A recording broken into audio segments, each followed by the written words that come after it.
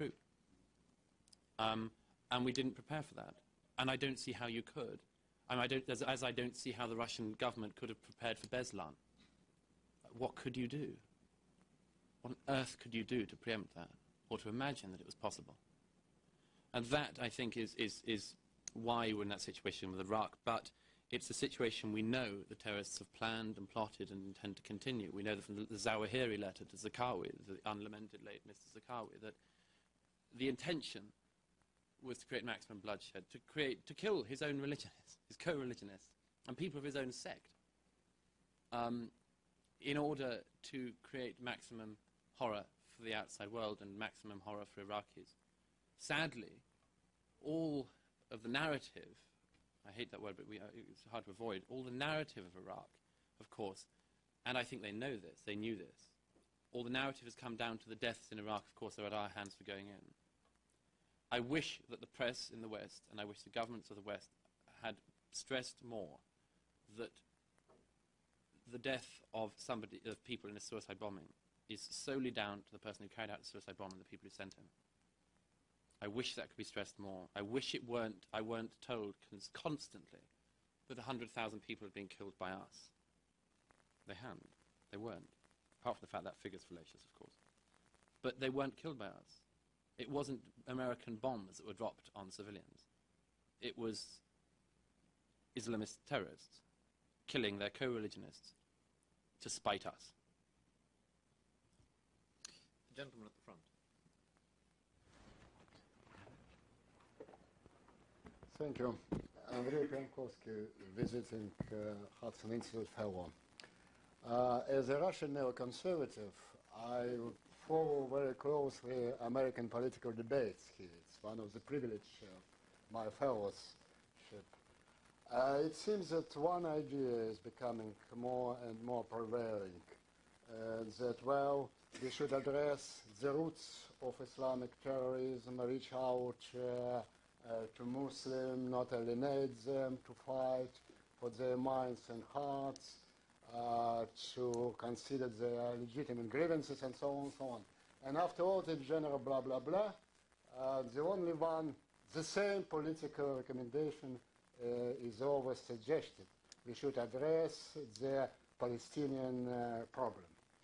And, well, it seems that this mood is widespread all along the political spectrum, not only among leftists and liberals.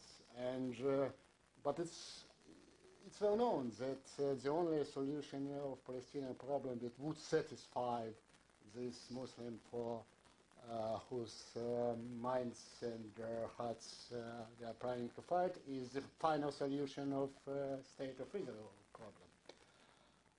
So there's impression that a kind of super Munich is under preparation here, not as a conspiracy, not as a political plan, but as a state of mind. That, well, maybe after we abandon Israel, these people finally live in peace, and so on. Do you share this perception, and what do you think about it? Yes, no, absolutely right. I mean, I'll just get to it this way. I'll get to it via Afghanistan, as it were. One of the things I always said that was interesting about this public discussion and public debate before the Afghan conflict was that interesting thing in which people started saying that thing about, well, the CIA, or we made the Taliban, and all that. Again, putting aside at the moment the sort of details of that and the possible factual inaccuracy of it.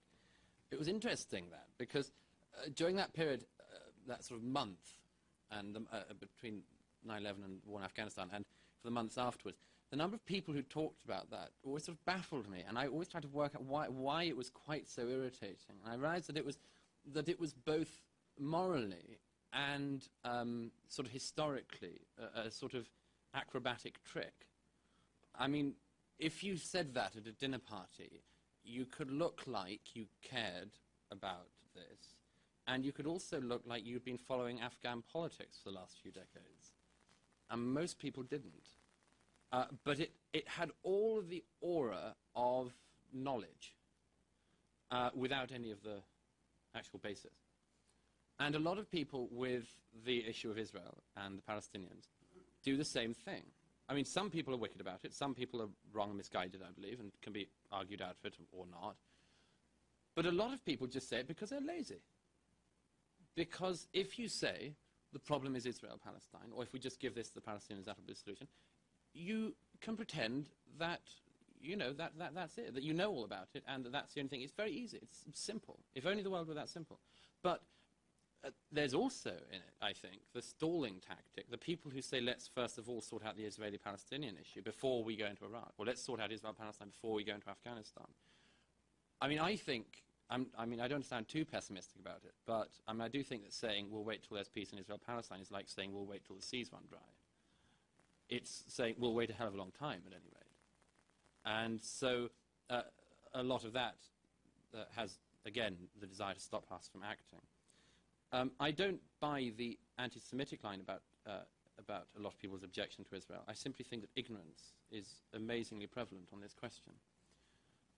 It is extremely hard, particularly for people of my generation, to understand the ins and outs of the Israeli-Palestinian issue.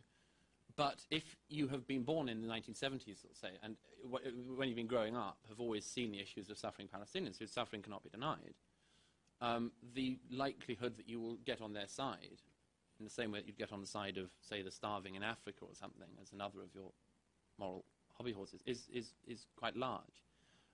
So in a large number of cases, I don't think it's wickedness that leads people to that particular excuse. I just think it's laziness and not really knowing the facts. It's very interesting speaking to people and saying, when they say we're in the occupied West Bank or something, and you say, well, do you know who occupied it before?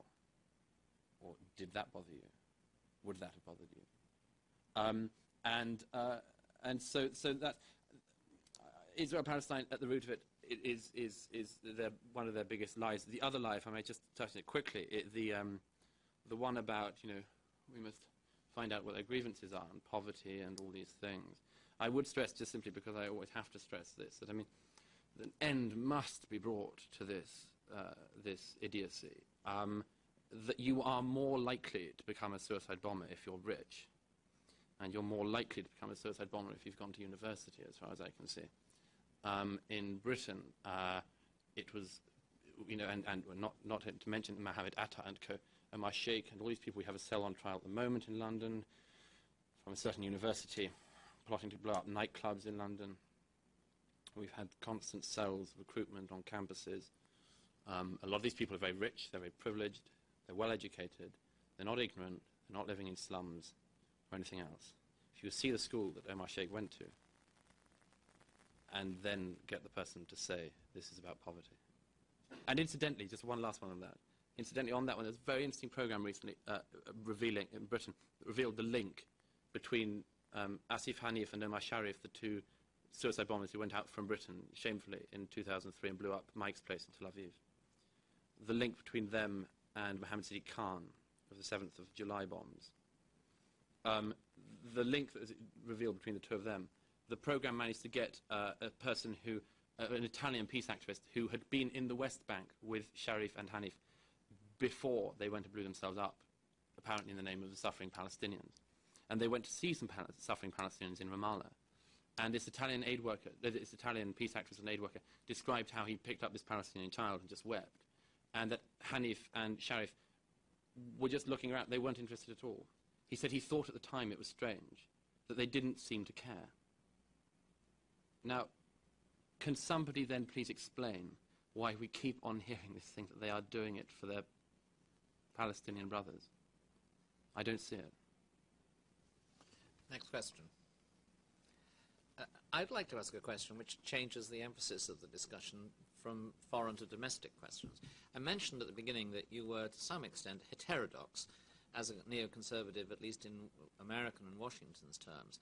And that's particularly noticeable in your book when you discuss multiculturalism and immigration, which you regard, so to speak, jointly as being very serious challenges to the West and to individual countries in the West. This is something in which there's a huge debate on immigration at the moment in the United States, and I think it's fair to say that most neoconservatives are rather strongly in favour of very liberal immigration policies, including, if you count the president as a neoconservative, including President Bush.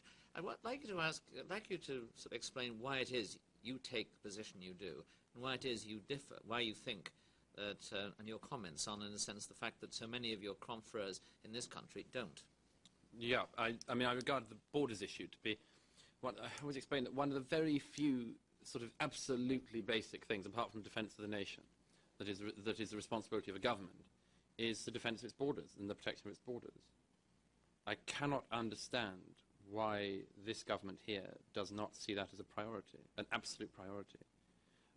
We tend to think that countries change by invasion or some vast seismic shift of forces. And the truth is, the 21st century will not happen like that. Countries will be lost bit by bit, and they will change vastly bit by bit.